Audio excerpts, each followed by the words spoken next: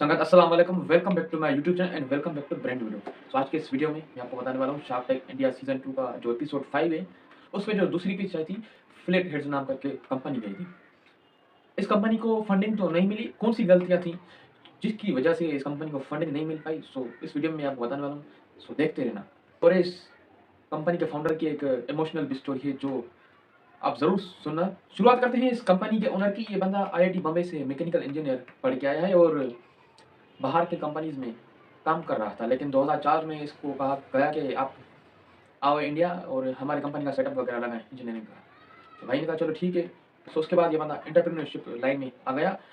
ये कंपनी जो है फ्लैट हेड्स है, इससे पहले बंदा 2 कंपनी चला चुका है और जो कि इन्वेस्टर को फ़ायदा नहीं दे पाई और इन सारे मसलों की वजह से वो कंपनी दोनों बंद हो गई थी। अब जो ये बंदा फ्लैट हेड्स लेके आया था इन्वेस्टमेंट के लिए 75 लाख के लिए आया था और 4% इक्विटी। सो इस एपिसोड में मैंने पहली बार देखा कि भाई एंजल इन्वेस्टर को इक्विटी देनी होती है और उसे वापस लेनी भी, बायबैक भी करनी होती है। इस कंपनी के जो होल्डर थे, को-फाउंडर और फाउंडर दोनों में जो है 30-30 का हिसाब है। 30% शेयर एक का, 30% दूसरे का, और जो 33% है एंजल इन्वेस्टर्स के पास इनका रखा हुआ है, जो उनसे बाय कर लेंगे पैसे देके वापस। कंपनी की जो प्रोडक्ट्स वगैरह थे, सारी चीज़ें ज़बरदस्त थी और सभी शार्क्स को मज़ा भी आया उन चीज़ों को पे उन जो जूते थे, बेसिकली जो बूट्स थे, और वो बूट्स बनाए गए थे बनाना की फाइबर से या बैम्बू के फाइबर से या उसके अलावा लिनेन जो एक होता है फाइबर वगैरह किस्म, उससे बनाए गए थे और ये इको फ्रेंडली थे और कंफर्टेबल भी थे। बेसिकली जो फाउंडर बता रहा था, मेन प्रॉब्लम जो था ये फ्लैट हेड्स डेवलप करने का, तो गर्मियों के मौसम में या जो मानसून के मौसम में कुछ होता है, बंदे के पैरों में वगैरह स्वेट वगैरह आता है तो उस बदबू वगैरह होती है या फिर कंफर्टेबल नहीं रही पैरों में। तो इस हिसाब से बंदा आया था ये स्मार्ट लाइट वेट जो शूज़ वगैरह हैं लेके, और इनकी प्राइसेज़ बता रहा था कि इनकी प्राइसेज़ 1 से 5,000 के दरमियान में रखी गई थी। और इसी एपिसोड में अमन ने अपने धंधे के 4 पी बताए। प्रोडक्ट, प्रमोशन, प्लेस और प्राइस, ये 4 पी अमन ने आज इस वीडियो में बता दी। इस एपिसोड में फाउंडर ने जो सब बातें बताई और ये एपिसोड बहुत लंबा भी हो गया था और आखिर में इतना भी आ गया था कि भाई पीयूष भाई उससे पूछ रहे हैं कि पीयूष बंसल कि भाई आप अपना जॉब वगैरह ढूँढ रहे हो? तो बंदा ऑनेस्टली हर चीज़ बता रहा था कि ढूँढ रहा हूँ या मतलब ऐसा लग रहा हूँ।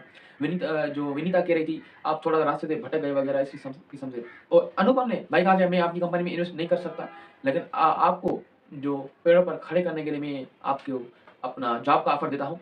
ये मैं आपको बता देता हूँ कि जो जो बंदा है, इसकी कंपनी मुसलसल नुकसान में आ रही थी और ये जो फाउंडर है और को-फाउंडर है इस कंपनी, दोनों ने अपने-अपने हिसाब से 70 लाख लगा दिए इस कंपनी में और वो बता रहे थे कि 10 करोड़ का जो फंड रेज़ किया था वो भी सब बर्न हो गया, जल गया पानी में। तो इसी किस्म से भी शार्क्स डर रहे थे। प्रोडक्ट में दम था और इनका टारगेट था कि भाई यूएसए जाएँगे या फिर यूएई जाएँगे, वहाँ पर $70-80 में बेचेंगे इसको। इंडियन मार्केट का वो कह रहे थे उनका जो वैल्यू नहीं दे रहा था इंडियन मार्केट, इस हिसाब से।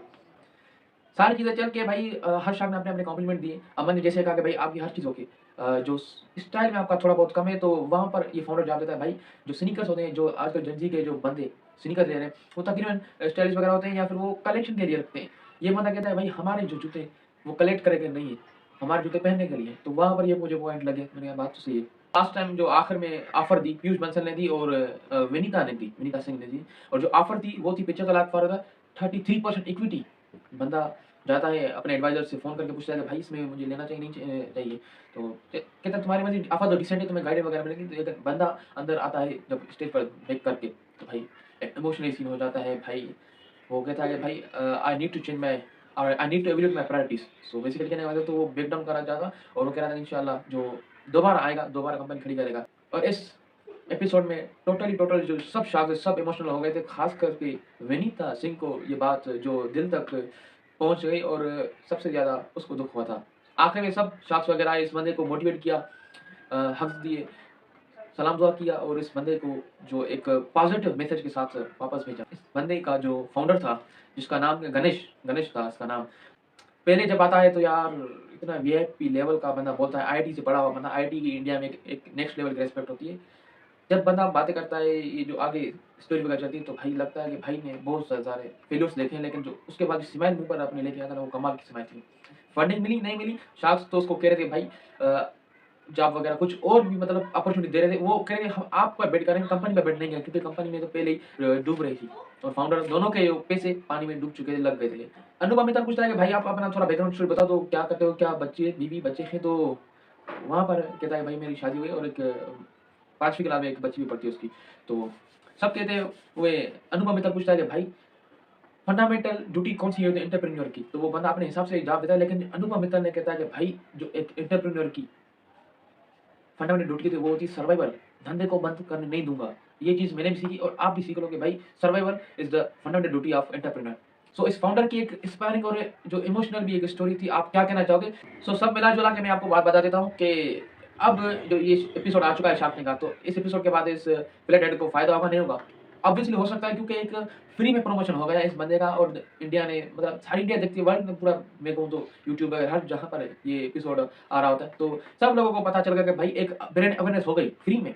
भाई फ्लैट हेड भी, ये फ्लैट हेड भी अगर आपको ये इस किस्म के जूते चाहिए जो कंफर्टेबल हो या फिर वॉशेबल हो या फिर कुछ नेक्स्ट लेवल के हो, तो आप यहाँ पर रेफर कर सकते हो। मतलब रेफरल से भी कुछ इनका काम हो सकता है और इन्वेस्टर भी ऑन बोर्ड आ सकते हैं।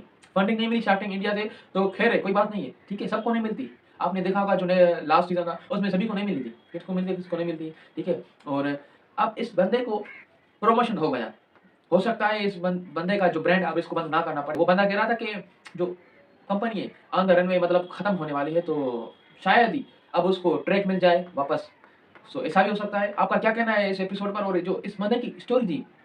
गणेश जो आईआईटी बॉम्बे से पढ़ा है, आप क्या कहना चाहोगे? कमेंट करके ज़रूर बताना और वीडियो को लाइक करके जाना, चैनल सब्सक्राइब कर और बेल नोटिफिकेशन ऑन करना। और एक बात दोस्तों, शार्क टैंक इंडिया सीज़न 2 के एपिसोड पर मैं शॉर्ट रिव्यू देने वाला हूँ इस सीरीज़ में। आगे आगे भी आप मेरे वीडियोज़ देखते रहना। आपका बहुत-बहुत शुक्रिया होगा, अपना बहुत सारा ख्याल रखना।